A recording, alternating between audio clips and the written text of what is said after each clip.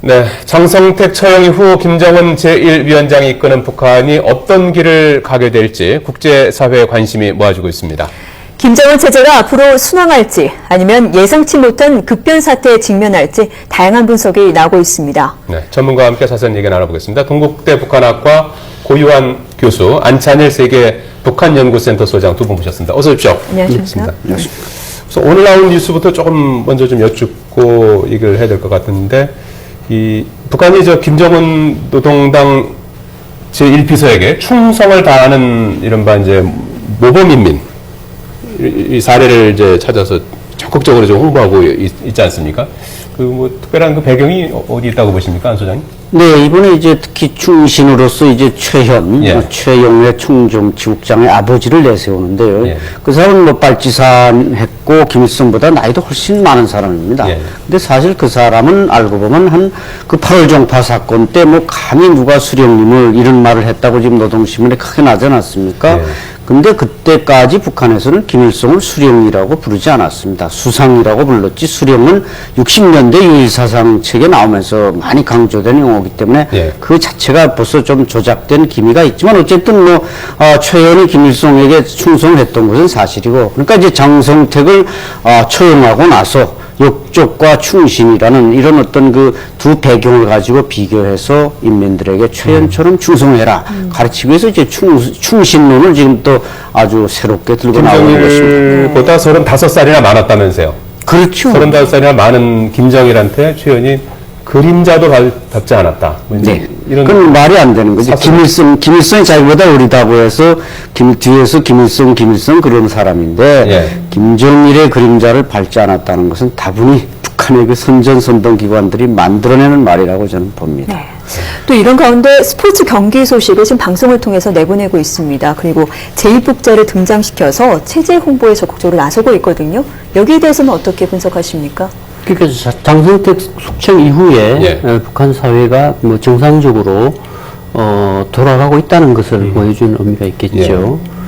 그러니까 그 인민생활과 관련 지어서 그 현지 지도를 지금 이제 강화하고 또 이제 스포츠 관련해서 노동문도 받아들이고 이런 움직임은 이거 외부 세계가 장성택 숙청 이후에 북한의 어떤 권력 투쟁이라든가 비정상이 나타날 거 아니냐는 우리가 많은데, 정상적으로 북한 사회가 돌아가고 있다고 하는 그런 모습들을 보여주기 위한 움직임이라고 봐야 할 것 같습니다. 실제로 그렇다고 평가하십니까? 네, 실제로 장성택 숙청 이후에 그 북한 사회의 급격한 권력 변동의 조짐은 현재까지 나타나고 있지 않습니다. 지금 그 장성택 숙청을 둘러싸고 하루가 멀다 하고 다양한 분석들이 나오고 있습니다. 김정은 시대의 신엘리트 그룹이 아버지 세대를 이제 밀어내는 과정에서 발생한 일이다. 또 2인자 자리를 둘러싸고 벌어진 권력 투쟁의 산물이다. 이제 이런 얘기들이 나오고 있는데, 어느 쪽에 좀 비중을 두십니까? 글쎄, 손자 쪽에 좀 비중을 두는데, 이게 수령제 사회주의가 지금 한 60년 흘러왔고, 그동안 정치적 다원주의는 싹이 없었는데, 이번에 장성택 세력이 형성되면서 일종의 다원주의와 그 율적 영도 체계가 충돌한 최초의 사건이다. 그래서 저는 이것이 그래도 장성택과 같은 온건한 세력과 부딪혔길래 망정이지, 총대와 부딪혔다면 이것은 뭔가 더 피바다가 됐을 텐데, 그러나 이번에는 충돌해서 이 온건 개혁개방 세력이 아주 비참하게 종말을 고했지만 또 다음 차례는 분명 일종 영도 체계와 이 총대가 부딪히는 사건이 분명 일어날 것이다. 그렇게 저는 생각을 하고 있습니다. 고유한 교수님은 어떻게 보십니까? 결국은 이제 김정일 사망과 관련지어서 보아야 될 것 같습니다. 그러니까 2008년 8월 달에 김정일의 뇌졸중이 왔고, 그때 이제 잠시 권력의 공백이 있었죠. 그 과정에서 이제 장성택이 과도적인 위기 관리를 하고, 이후에도 회복이 됐다고 해도 정상은 아니었습니다. 그래서, 이제 김정은 후계 체제 구축 과정에서 장성택의 힘이 커졌죠. 그리고, 당 행정부를 중심으로 해서, 그 세력을 형성하고, 또 주요 이권을 챙기고, 세력화하는 과정에서 이른바 이제 소왕국이라고 부를 만큼 세력이 커졌다는 것이죠. 그 이후에 이제 김정은을 중심으로 하는 신진 엘리트 그룹, 제가 관찰한 바에 의하면 2006년 무렵부터 네. 혁명 3, 4세대를 중심으로 하는 그 후계 그룹이 형성이 됐었고, 예. 그 그룹들이 이제 그 9세대인 그 장성택 중심의 세력과 일종의 이제 권력 투쟁을 한 것이죠. 예. 그러니까 자연스러운 세대 교체가 이루어지지 않고 장성택 중심으로 이제 구 권력이 신진 엘리트들을 견제하고 예. 하니까 이제 그 3, 4세대 그룹들이 결국은 구 세력이라고 하는 그런 물론 이제 거기는 대역죄라든가 예. 그 영도의 개성 문제에 방해를 했다라든가 예. 각종 이권을 챙겼다라든가 내각의 역할을 제대로 행사하지 못하도록 했다라든가 등등 인민생활 향상과 관련한 모든 부분에서 장성택의 책임을 지우고 이제 숙청을 한 것이죠. 예. 이제 그런 것은 결국 신구 엘리트 간의 갈등으로 보고 결국 이제 그 장성택 중심의 구 엘리트들이 이제 그 50대, 40대 젊은 신진 그 엘리트들에 의해서 물러났다, 숙청됐다 이렇게 저는 보고 싶습니다. 그러면 최룡해 군 총책국장이 지금 2인자로 이제 비춰지고 있지 않습니까? 그렇죠. 최룡해 같은 경우에는 어떻게 봐야 되는 거예요? 최룡해는 앞서도 그 최연의 그 아들이죠. 아들이죠. 예. 그렇다는 것은 혁명 그 2세대나 3세대에 이제 해당되는데 예.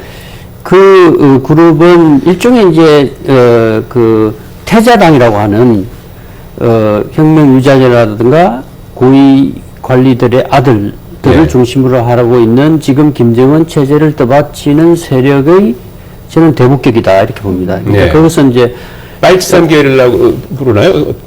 그렇게 혈통으로 치면 이제 그 빨치산 그 후계 세대, 예. 후속 세대라고 볼 수 있겠는데요. 그러니까 이제 그 사회주의 청년 동맹 또 후에 김일성 사회주의 청년 동맹이라고 하는 그러니까 이제 그 젊은 신진 엘리트들을 기르는 그 청년 동맹에서 주로 활동하면서 예. 김정은 시대를 떠받치는 그 핵심 엘리트들과 유대를 갖고 있다는 거죠.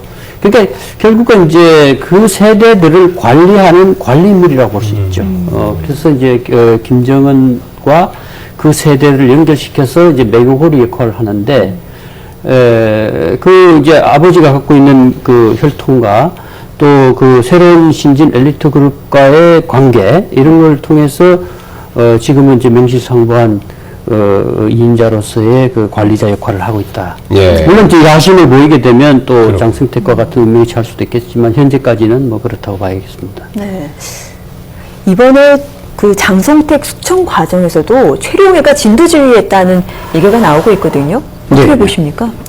국회에서 이제 외통위 위원장께서 그런 말씀을 했는데, 물론 나름대로 정보와 소식통을 가지고 그렇게 분석한다고 보지만 저는 조금 다르게 봅니다. 왜냐하면 고 교수님이 설명하셨지만 이 최영해라는 것은 상징적 권력은 상당히 많이 가지고 스포트라이트를 받고 있지만 실제적 권력은 역시 당 조직 지도부에 다 있습니다. 예. 만약에 우리나라에서 이거 체제는 전혀 다르지만 무슨 정변을 주무하는 자가 있다면 우리가 최영해는 지금 군서열 1위입니다. 북한에서 군서열 1위 총정치국자인데 예. 우리나라에서 무슨 누가 정변하려고 한다면 국가정보원장이나 기무사령관이 그걸 처리하지 합참의장이 군서열 1위 합참의장이 처리하지는 않겠죠. 그런 격입니다. 그래서 제가 볼 때는 이 사람은 이제 장성택을 제끼면서 그 대신 소위 그 백두산 줄기로 내세우는 것뿐이지 이번 장성택 제거에 앞장섰다. 물론 이제 여러 군을 대표해서 군 엘리트들이 이제 장성택이 너무 많이 당했으니까 그 불만을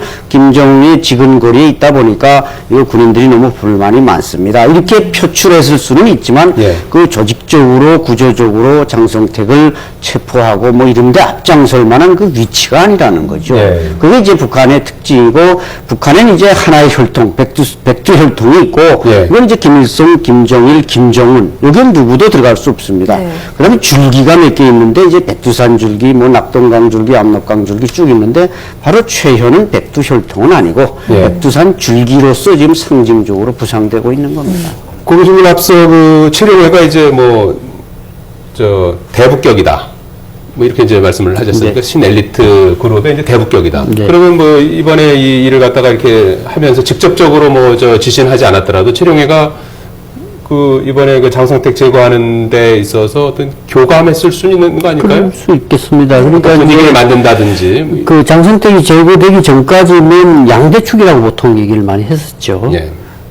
그런데 이제 그 한 축이 무너지는 과정에서 신진 엘리트들을 대변하는 그 최룡의 입장에서 전혀 무관했다고는 볼 수 없겠습니다. 예. 그러니까 어느 정도 역할을 했던 것 같고, 그 이후에도 최룡해가 지금 그 김정은을 떠받치는 뭐 유일 영도를 강화하는 그런 여러 연설들을 하고 또 움직임을 볼 때에 최룡해가 상당한 역할을 했던 것은 뭐 분명하다고 하겠습니다. 그러나 이제 그 개인이 했냐는 부분은 예. 좀 생각을 달리 할 수 있겠고요.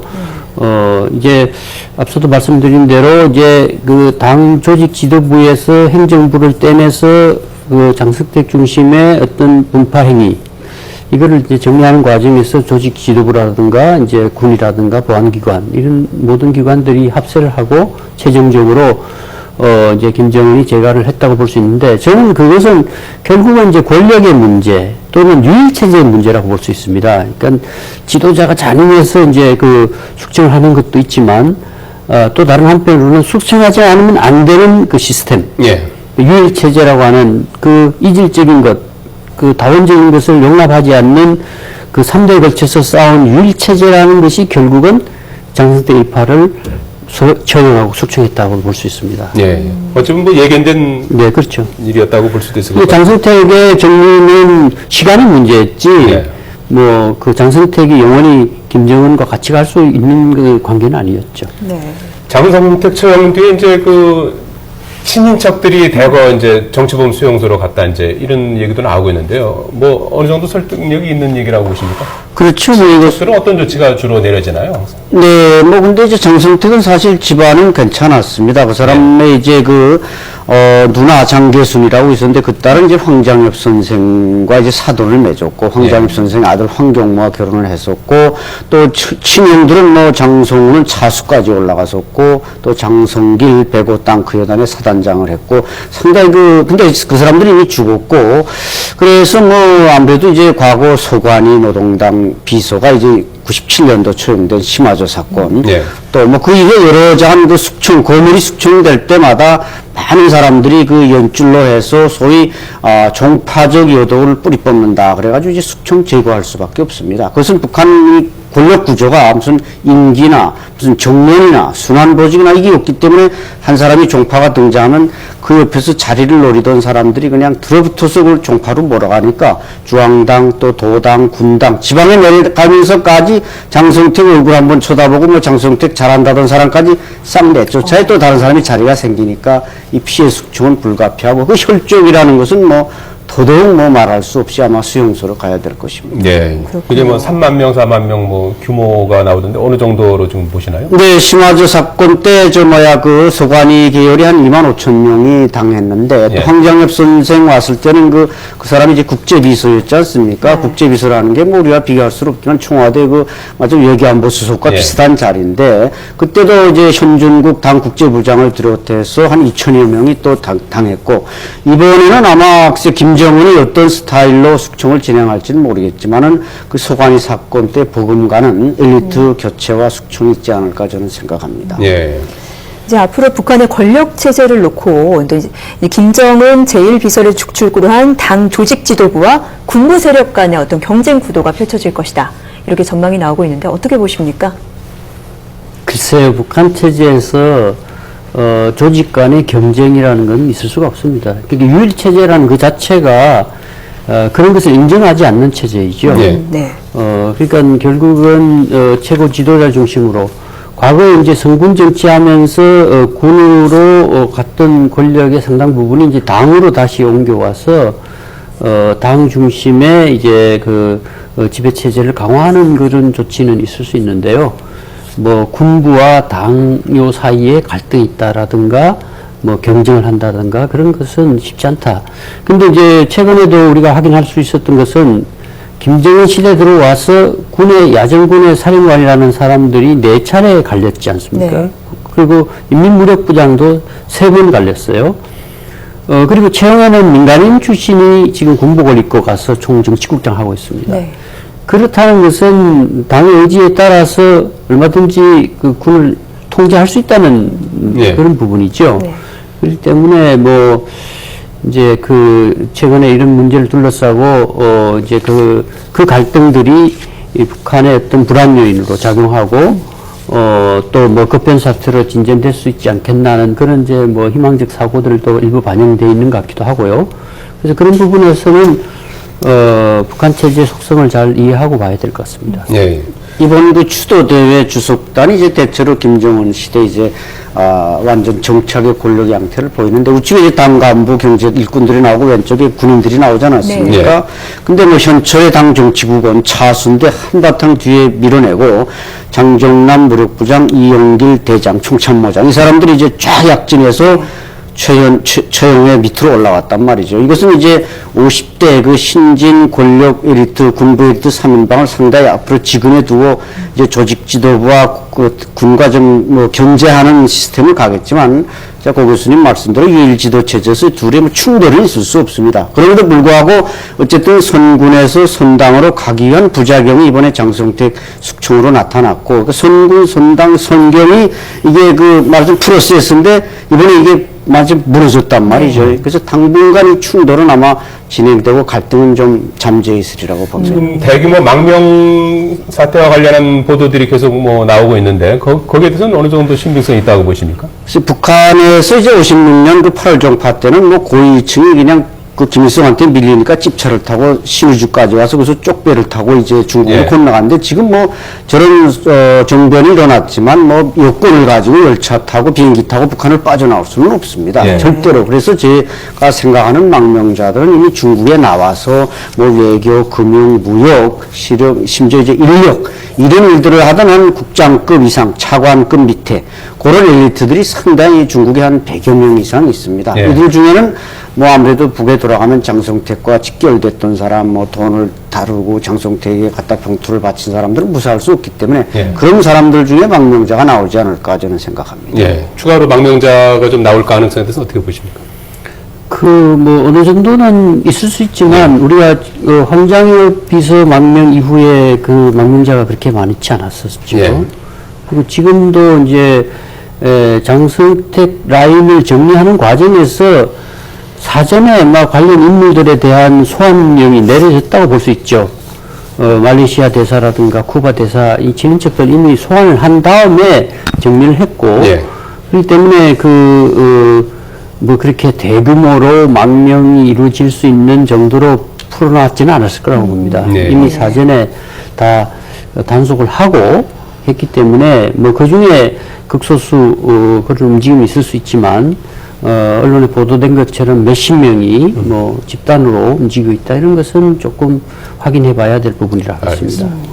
지금 북한이 두 가지 카드를 동시에 내놓고 있는 상황입니다. 한쪽에서는 예고 없는 타격을 가할 것이다 라고 위협을 했고 한쪽에서는 경제 분야에 있어서만큼은 문호를 열어두는 그런 분위기거든요. 북한의 속내를 어떻게 파악해야 될까요? 그렇죠. 이번에 청와대로 보내온 그 전화 통지문은 사실상 남한 내에서 자기네 존엄을 건드리는 걸 좀 막아달라, 억제해달라는 그런 뜻이지 사실 도발하겠다 이런 뜻은 아니라고 저는 물론 도발 의지도 숨겨놓고 그렇게 전략적으로 하고 앞으로 또 도발이 일어났을 때 그것을 정당화하기 위해서 우리가 그때 하지 말라는데 왜 자꾸 하느냐는 도발이 정당화될 수 있는데 어쨌든 지금 김정은 체제가 2014년부터 이게 장성택 뭔가 시장사회주로 가려던 세력을 짓누르고 자기만의 어떤 독자적인 지배 스타일을 보여줘야 되는데 그게 결국은 북한의 모든 것이 고갈된 상태에서 외부로부터의 돈이나 기술이나 이게 들어오지 않으면 절대로 안 됩니다. 1세계 경제 개발구를 설정했고 신의주 특구를 설정해 놨는데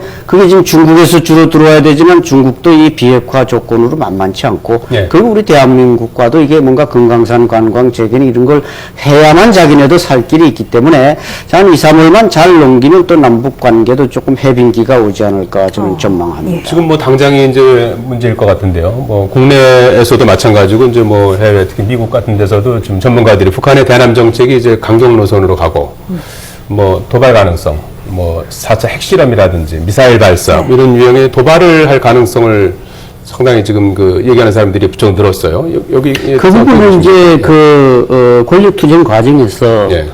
그 통제 불가능한 상태에 빠질 때 그 내부의 그 불만을 외부로 돌린다든가 또 내부를 이렇게 결속시키기 위해서 그런 위기를 조성한다. 이런 일반적인 이제 그 얘기인데요. 예. 지금 장성택 일당을 이제 정리하는 데 있어서 가장 큰 죄목으로 그랬던 것이 인민생활 향상에 장애를 조성했다는 부분인데요. 예. 물론 이제 뭐 영도의 개성 문제를 그 장애 조성한 것도 있지만, 거꾸로 얘기하면 그 장성택 숙청 이후에 인민생활 향상을 시키지 못하면 그 모든 책임은 김정은 지도부로 올 수밖에 없죠. 예. 그래서 당장은 아마 대내적으로도 권력층 동요를 막기 위한 그런 이제 광폭 정치라든가 인적 정치를 강조할 가능성이 있고, 그 일단은 이제 지금 권력 서열에 큰 변화를 주지 않고 있다는 것을 우리가 확인할 수 있는데요. 또 다른 한편으로 보면 이제 평화로운 대외 환경 조성 차원에서 유화 재수죄를 쓸 가능성이 있습니다. 예. 왜냐하면 이제 인민생활 향상 부분의 대부분은 대외 관계가 풀리지 않으면 내부적으로 자력 갱생으로 풀 수는 없는 부분들이 많이 있고요. 네. 그래서 그렇게 하고 그래도 안 될 때는 이제 위기를 조성할 가능성이 있다고 봅니다. 예. 왜냐하면 이제 그렇게 해서 그렇게 하지 못한 인민생활 향상시키지 못한 책임을 이제 외부로 돌리기 위해서 예. 도발을 할 수는 있는데요. 지금 당장에 한다는 것은 그러면 이제 내부도 추스려야 되고 외부와도 갈등을 해야 되는 문제가 있어서 걷잡을 수 없는 사태로 진전될 수도 있습니다. 예. 그래서 그런 부분에서는 지도부 입장에서는 통제를 하려고 할 거고요. 네. 다만 이제 뭐 숙청 과정이나 이런 데서 반발 세력들이 통제받지 않는 범위 내에서 도발을 할 수는 있겠죠. 우발적인 상황은 네, 뭐 그 부분은 뭐 선수를 우리가 두고 봐야 될 부분이고, 그러나 이제 그 북한 지도부 수준에서는 빨리 이것을 이제 수습하고 국민을 전환해서 인민생활 향상 쪽으로 이렇게 갈 가능성이 높고요. 특히 이제 2년 김정일 이제 상을 마무리 짓고 내년부터는 명실상부한 이제 김정은 시대를 열기 위한 본격적인 움직임을 보일 것이고요. 그리고 우리도 지금 이제 박근혜 정부가 내년부터 2년 차입니다.